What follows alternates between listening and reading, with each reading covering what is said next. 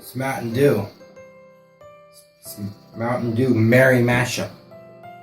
It's cranberry pomegranate, guys. Buy this.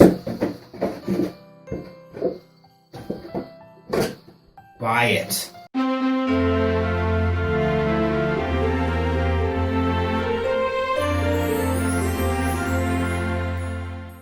You know your uncle who gets drunk on eggnog and just sleeps all of Christmas, and everyone else is, hanging out, opening presents, and then your uncle's just laying there drunk, full of eggnog, all over his chin, all over his chest, just laying there like a loser. That's me. And this is the 12 days of Christmas anime, where I talk about Christmas anime. Probably thinking, there's Christmas anime? I thought there was just like those 2 random anime and maybe those 3 episodes of Toradora. What? There's more? Yeah, there's more. It definitely didn't take me like 2 weeks to track down 12 Christmas anime things. That's crazy. That's crazy. Today's anime that we're covering is this one right here. It's a Love Hina, the Christmas special, or the Christmas movie. Some title, something. Basically, this movie is a kind of direct sequel to the initial Love Hina anime, but it takes place during Christmas time. Also, it's completely anime original. Like nothing that happened in the movie happened in the manga.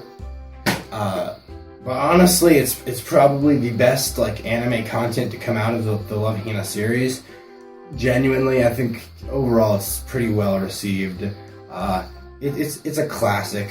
Honestly, I'd say all of Love Hina, the anime, is worth watching just for this movie.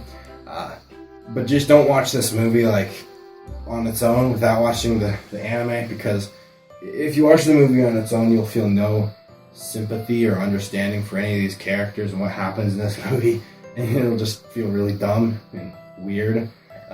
So watch the anime first.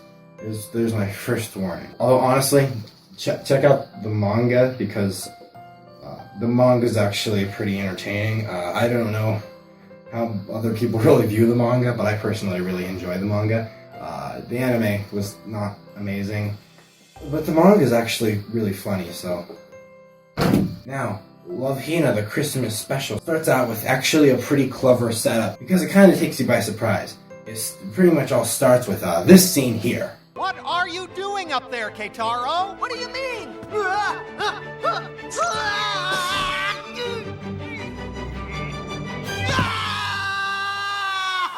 Now you might be thinking, oh boy, this is just your normal anime scene. Ha ha. Funny sight gags. And that's what you normally would think in this situation, especially with Love Hina, where the main character gets punched by Naru every episode and punched off into space. Nothing happens. But this actually does have a physical consequence. He ends up in a cast, and it's this whole thing. And that just kind of, defies expectations, because you don't expect him to have to actually suffer physical consequences after this, but he does, which is pretty cool. He also is taking up a part-time job, and then the girl Naru person, she's kind of cranky.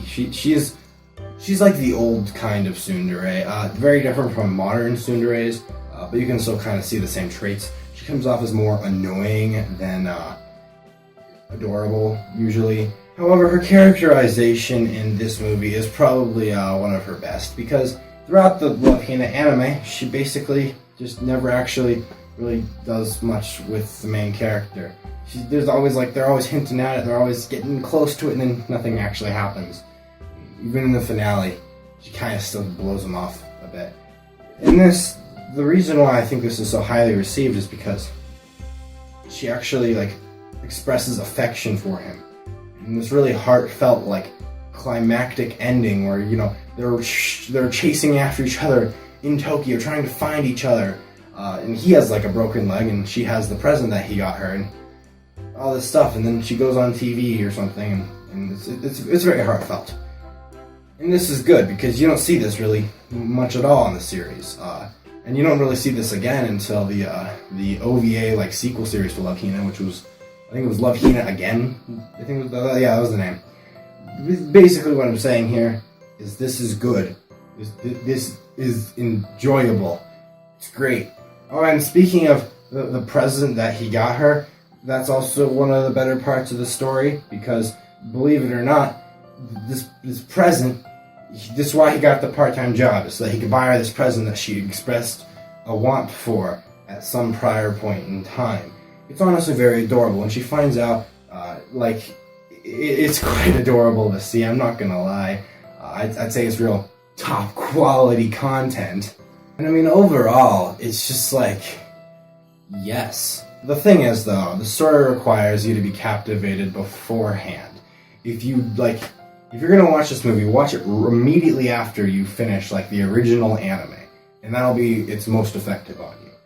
It'll really impact you, because you've just gotten out of the anime with all these unresolved issues that probably frustrate you. But then this movie kind of soothes the pain of all that, and it really is just a very palatable and enjoyable movie. If you wait more than like 2 weeks after watching the initial anime to watch this movie, then like you're not gonna enjoy the movie very much.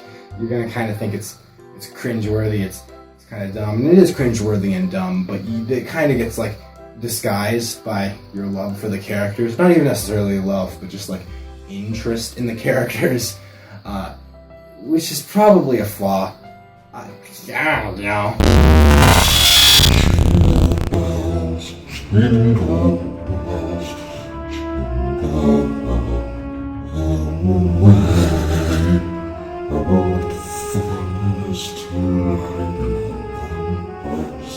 Please,